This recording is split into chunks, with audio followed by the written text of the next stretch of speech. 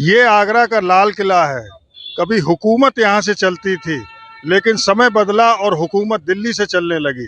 दिल्ली के किले के पास कल एक बम विस्फोट होता है, जानें चली जाती हैं, न जाने कितने लोगों की जिंदगियां निचुड़ जाती हैं। और बम विस्फोट के अंदर इतनी भयावह कार्रवाई की आतंकवादियों ने, जिसको कि तरह तरह से देखा जा रहा है। तमाम विचार लोगों के जहन में हैं।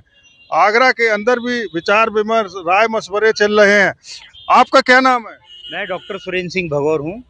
अच्छा, ये बताइए कि कल दिल्ली में बम विस्फोट हुआ, उस बम विस्फोट को आप किस नजरिए से देखते हैं?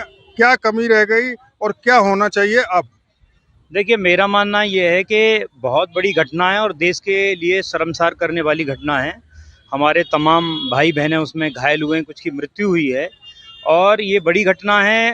दिल्ली जैसे कैपिटल और जहाँ भीड़ भाड़ वाले इलाके में, जैसा कि भारत की एजेंसियां बता रही हैं कि ये टेरर अटैक है जिसमें RDX वगैरह के सबूत मिले हैं।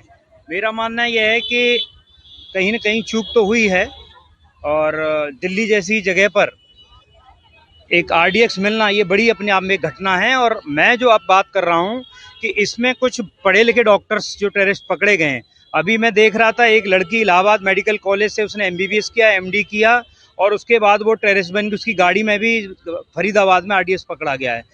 एक डॉक्टर है जिसके मतलब चैम्बर से, जिसके मतलब लॉकर में से AK-47 पकड़ा गया है। कुछ और डॉक्टर्स भी पकड़े गए हैं, कुछ अभी गुजरात में पकड़े गए हैं। जो सेरिन एक पॉइजन होता है, सेरिन, चूंकि मैं एक डॉक्टर हूँ, सेरिन पॉइजन को मैं अच्छी तरीके से जान सकता हूँ।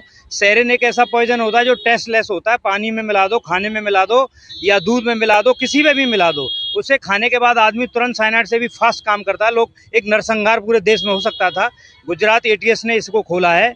मैं सरकार से मांग करता हूँ, अब पूरा देश हमारा एकजुट है इस घटना के विरोध में और सरकार से हम ये उम्मीद करते हैं कि जो भी व्यक्ति इसमें दोषी है, चाहे वो देश का हो या विदेश का हो, उसे किसी कीमत पर बख्शा नहीं जाना चाहिए और इसमें कड़ी से कड़ी सजा उनको मिलनी चाहिए। ये पूरा देश चाहता है और सरकार से ये हम लोग उम्मीद करते हैं।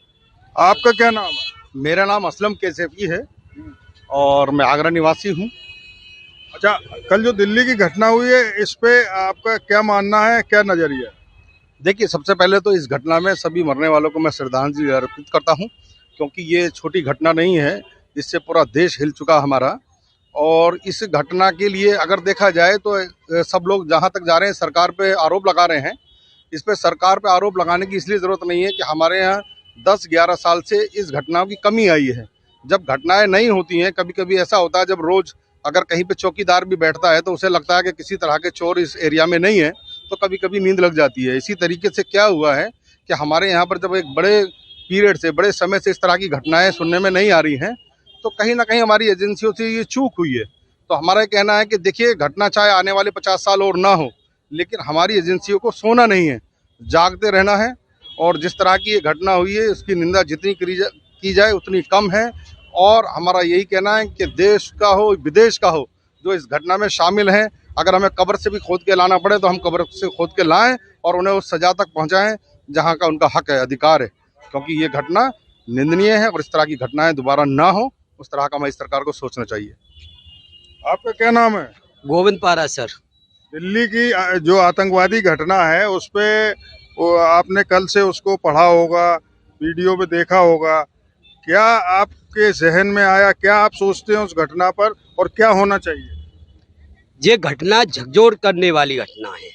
ये देखो, कई दिनों से संकेत मिल रहे हैं कि देश में आतंकवादी हमला हो सकता है। अभी कई मुसलमानों के घरों पर IDEX मिले हैं। हर घर में अगर खुदाई या वो देखा जाए तो मिलेगा ना कुछ, लेकिन सरकार को इस पर संज्ञान लेना चाहिए। जितने भी ऐसे लोग हैं जिनके जहाँ, क्योंकि ये जांच चलती है ना तो दूसरा आतंकवादी हमला हो जाता है, जांच नहीं होनी चाहिए। इनको तो चौराहे पे लाके फांसी पे लटका देना चाहिए, जो भी इसमें दोषी है। और जो भी ये गाड़ी पकड़ी गई है, जो भी दोषी है, या तो पाकिस्तान का हाथ होगा, पाकिस्तान के साथ हमारे देश के गद्दार मुसलमान होंगे कुछ, वो भी इसी में सम्मिलित होंगे जो ऐसे काम कर रहे हैं, क्योंकि मुसलमान कभी इनका विरोध तो करेगा नहीं खुल के।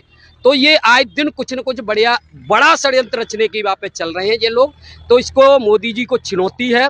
मोदी जी कहते थे मेरे होते हुए ऐसा नहीं होगा, लेकिन इन आतंकवादियों ने चुनौती मोदी योगी जी को दे चुके हैं और अमित शाह जी को। किस तरह से ये चुनौती लेते हैं, क्योंकि ये छोटा मोटा हमला नहीं है। आज 9 से 15 लोगों की जान जा चुकी है और कम से कम कई लोग घायल है।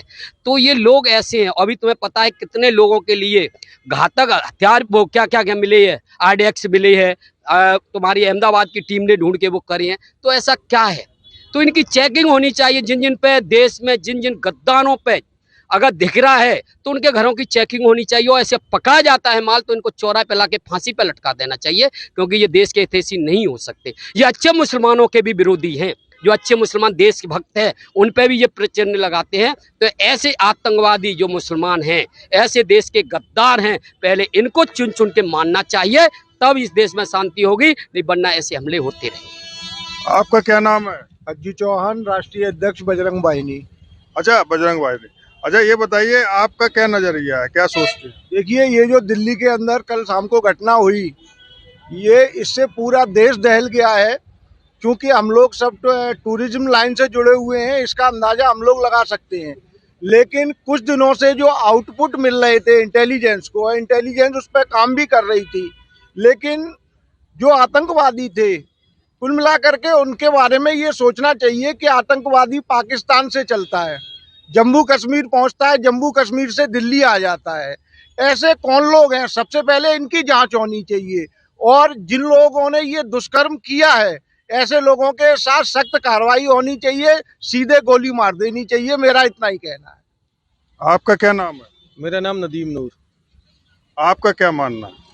देखिए, घटना वाकई में दिल को झंझोर देने वाली है और बेहद ही एक पूरी सरकार को चुनौती है, ललकारा गया है।